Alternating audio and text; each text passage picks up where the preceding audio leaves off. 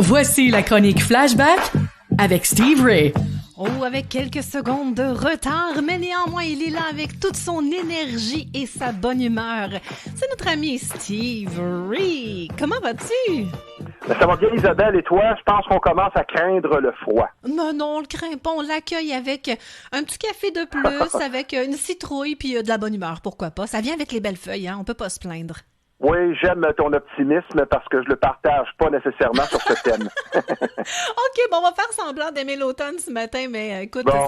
ça fait partie de nos couleurs à CKVL. Hein? Le orange est très présent, alors je te dirais qu'on fit bien en ce moment. Ma chère Voice, cette semaine, nous explorons la carrière et le parcours personnel sinueux et compliqué de l'un des plus grands guitaristes de l'histoire, selon à peu près tout le monde relié de près ou de loin au domaine musical, soit le grand Eric Clapton. Et notre sélection du répertoire Flashback sera l'excellent tube Cocaine, un succès de 1977. Est-ce que c'est un de tes meilleurs dans le domaine du rock? Hey, je vais te répondre par « Et que tu me fais plaisir ce matin que j'adore Eric Clapton ». Ah ben tant mieux. Concernant Cocaine, notre sélection de la semaine, Isabelle, on pourrait croire que la chanson est un hommage, une incitation vers cette drogue très prisée des artistes, un véritable pitch de vente musicale, mais en réalité, il n'en est rien. Oui, c'est le genre de chanson qui vous allume, mais la réalité est qu'au départ, c'est un morceau anti-drogue qui comporte bizarrement une certaine ambiguïté.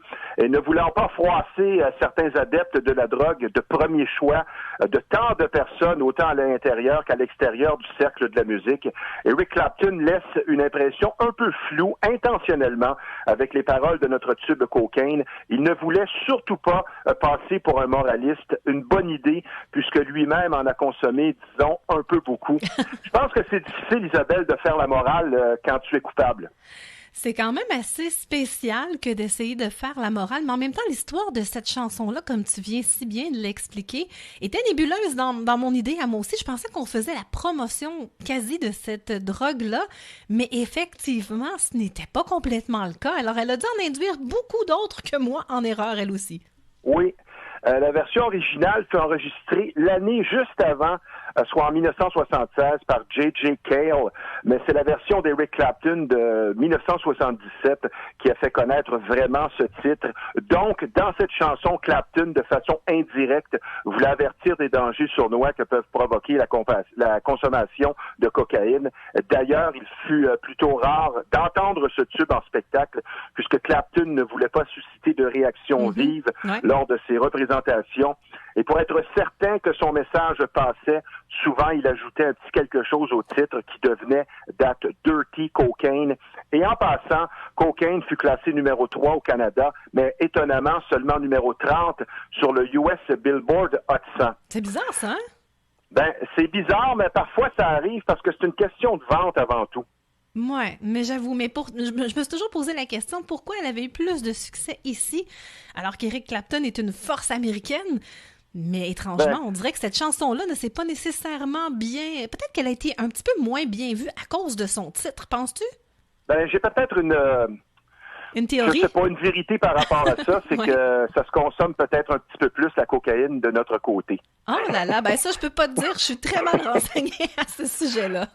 Donc, ma chère Isabelle, au-delà des nombreux morceaux marquants, des succès au palmarès du monde du rock et d'une longévité rarement vue ou égalée, ce qui résume le parcours et la carrière de notre artiste, il faut le dire, iconique de la semaine, ce sont les multiples marques de reconnaissance, lui qui est guitariste catégorisé de très haut niveau sur toute liste sérieuse des meilleurs de tous les temps. Et sur un plan plus personnel, une vie ponctuée, marquée par plusieurs épisodes extrêmes de mauvaise conduite, de perte de contrôle, et qui, heureusement et subitement, fut relégué au passé, puisque Eric Clapton a su se reprendre en main, sauvant sa vie littéralement et sa carrière plus que réussie, autant avant qu'après, sa vie de junkie, et le mot n'est pas exagéré, comme tu vas le constater. De son propre aveu, Eric Patrick Clapton, né à Ripley en Angleterre en 1945, a toujours été un mauvais garçon, spécialement plus jeune, lui qui fut abandonné très jeune par sa mère, puis élevé par sa grand-mère, ce qui ne commence pas très bien une vie, vous en conviendrez. Moi, j'ai une question pour toi, Isabelle. L'instinct maternel, c'est censé être ce qu'il y a de plus fort. Comment on peut, toi qui es maman là, de 2 enfants, comment on peut abandonner son enfant brièvement? Honnêtement, j'en ai aucune idée. Il faut que tu aies des raisons de survie pour faire une chose comme ça, et pour toi et pour ton enfant, fort probablement. Mais tu sais que l'histoire de sa naissance est restée longtemps un secret de famille, hein, parce qu'il l'a appris juste à 9 ans que c'est pas tout à fait de ses parents qui croyaient être, c'était finalement sa sœur qui était sa mère puis a été élevée par ses grands-parents. Alors déjà là, c'était un assez grand traumatisme dans la vie d'un enfant de 9 ans. Je me demande comment il a géré la chose à ce moment-là. C'est la même histoire pratiquement du copier-coller que Jack Nicholson.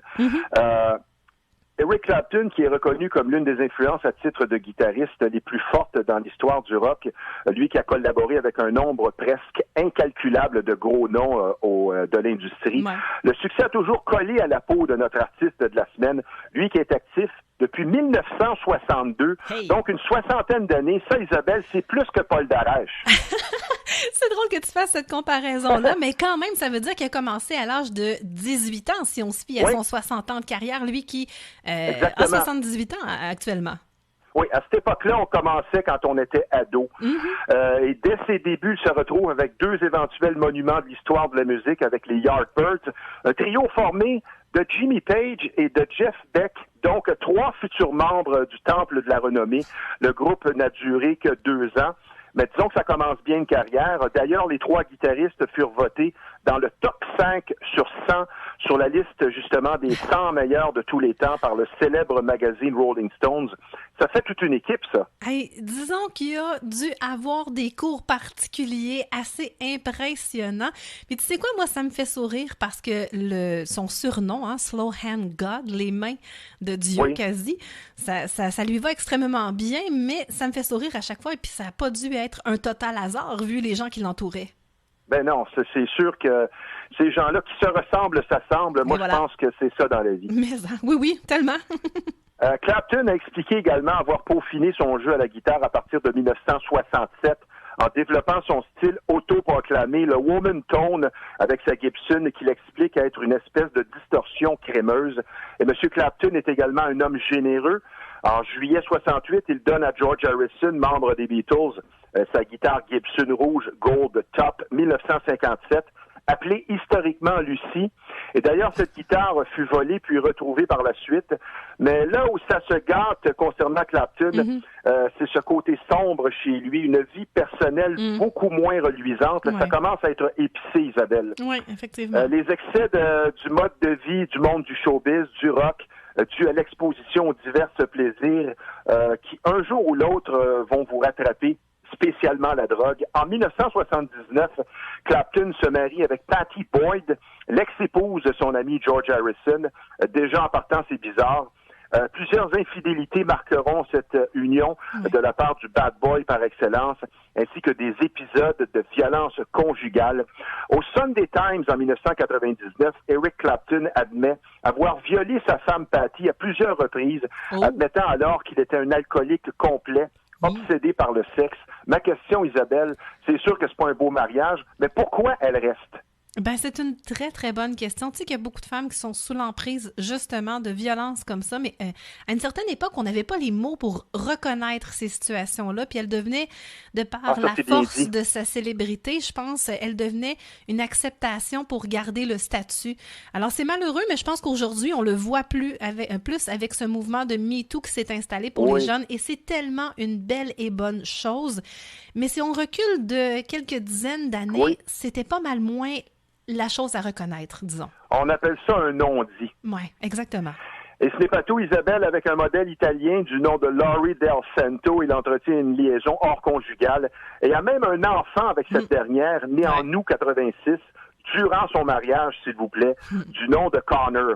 Et évidemment, le mariage résulta en un divorce en 89. Et la fatalité a marqué la vie de notre célèbre guitariste en 1991, quand son fils tomba de la fenêtre de la salle de bain de son appartement luxueux de Manhattan du 53e étage, donc une mort assurée. Et ce drame a mené à l'une des plus grandes compositions de son répertoire, soit Tears in Heaven du printemps 92, en hommage à son défunt fils. c'est vraiment triste de perdre un enfant. Je pense qu'il y en a qui disent que c'est la pire des douleurs. Ben, c'est une des rares chansons, je te confie un petit quelque chose bien personnel, qui me fait verser une larme à chacune des fois que je l'écoute en auto. Là, c'est une chanson pour pleurer pour moi. Je pense un exutoire parce que je peux pas m'empêcher de penser à la douleur qu'un parent doit vivre de perdre son enfant de façon si tragique.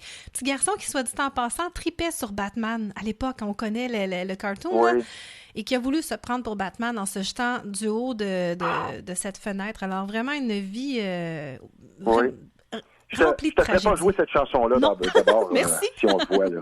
Merci beaucoup. Eric Clapton, le prolifique, un génie élégant, comme on dit, l'imprévisible musicalement, s'est donc complètement perdu alors qu'il était au sommet dans toutes sortes de démons, en particulier les drogues dures. Ouais. Et semaine après semaine, ma chère Isabelle, j'ai l'impression de me répéter d'autant d'artistes, peut-être trop jeunes et immatures, qui se retrouvent dans la déchéance avec le succès simultanément. C'est vraiment bizarre tout ça. Ben, c'est un petit peu une roue, un engrenage, je dirais, qui malheureusement a pris beaucoup de gens dans la célébrité, qui a donné ce que ça a donné. On connaît la suite souvent. Alors, c'est très malheureux, mais ça fait partie de l'histoire, je pense. Monsieur Clapton, dont la voix s'est de beaucoup améliorée en vieillissant, à l'inverse de certains, dit ne plus se rappeler de longs moments de sa vie en raison de sa surconsommation, se disant étonné même d'être toujours en vie. Et à un certain moment, Isabelle, il consommait 1000 $ par jour en héroïne, ce qu'il a laissé malgré beaucoup de rentrées d'argent, presque 100 sous à l'époque. C'est ce qu'il a confié en interview en 2017 à Classic Rock. Il s'est donc tourné vers l'alcool. Est-ce que l'alcool, c'est mieux que l'héroïne, finalement? Ni un ni l'autre, selon moi, hein, parce que moi, j'encourage ni un ni l'autre, mais je pense que le meilleur aurait été de se lâcher lousse, entre parenthèses, dans sa passion, plutôt que dans ses démons. Mais bon, on n'est pas là pour réécrire l'histoire, hein? Ou manger des bonbons. Ah, ben oui, pourquoi pas? Mais ça, c'est pas bon pour le diabète. Il avoue que la seule raison pourquoi il ne s'est pas suicidé, celle-là, je la trouve bien drôle, est le fait qu'il n'aurait pu continuer à boire s'il était mort. Donc, il faut vraiment aimer boire. Et la musique, ce qui l'a sauvé, en 1982, il a réalisé qu'il creusait sa tombe en buvant autant. On lui a même diagnostiqué 3 ulcères, dont un qui était saignant. Lui qui buvait chaque jour 3 bouteilles de brandy, en plus de sa dépendance à la codéine. C'est quand même impressionnant. Ça, c'est pas de la petite consommation, mes amis. Alors, le corps humain est capable d'en prendre, c'est ce qu'on voit parfois. Et Clapton a conclu cette entrevue en disant ne rien regretter et qu'au final, tout ça faisait partie de son chemin et que toute cette drogue consommée avait contribué à créer son œuvre historiquement. Je pourrais te dire en terminant que notre artiste flashback de la semaine possède une superbe collection de voitures, lui qui est passionné des Ferrari. Et malgré de nombreuses mauvaises actions, ça aide d'être riche et célèbre à un party donné pour lui après un spectacle en 1998. Lui, 53 ans et elle, 22 ans. Elle s'appelle Melia McHenry. C'est une rencontre qu'il a faite avec cette assistante administrative. Il est marié avec elle depuis 2002. C'est stable. Il est toujours avec elle. Ils ont 3 enfants, 3 filles et semblent maintenant filer le parfait bonheur. Je vais te souhaiter une bonne semaine sur ce, ma chère Isabelle. Hey, ben merci Stevie Ray de cette excellente chronique sur celui que je considère comme le parrain du blues rock moderne. Tu m'as fait triper encore une fois. Merci beaucoup et à la semaine prochaine, Stevie Ray. Ah, c'est bien dit. Allons donc savourer une des chansons les plus prisées d'Eric Clapton qui, espérons-le, ne vous donnera pas le goût d'en consommer, mais plutôt l'inverse. Voici le tube de la semaine de l'année 1977, Cocaine. Et je vous rappelle que vous écoutez Isabelle sur les ondes de CKVL 100,1 FM.